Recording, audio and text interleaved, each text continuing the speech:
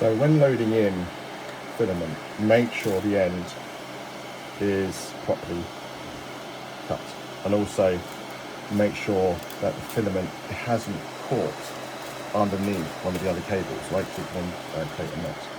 So the end of the filament has to be a nice clean cut, otherwise it can actually sort of jam either in the hot end or in the AMS unit itself. And the reason for that is we're looking at 1.75 millimeters for diameter, so a slight difference when you cut it, if it's rough, for example, could actually turn that into 1.85, for example.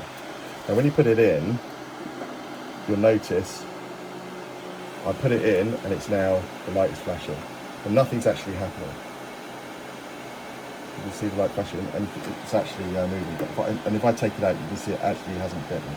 Now the reason for that is when you put it in, you have to put it in a certain way so that it bites. So if that happens, just take it out, wait for it to reset as it has done, and then push it in to a certain level, not all the way down, so you can see now it's bitten and it's now taken it.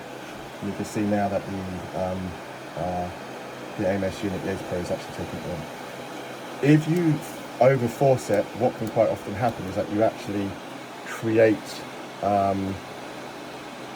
the filament, you sort of create like a curve, and it can quite often come out of its trajectory and then end up spooling within the actual AMS unit itself, and then it never actually goes down the bowden pipes. So that's something that's really important when you're doing the AMS unit.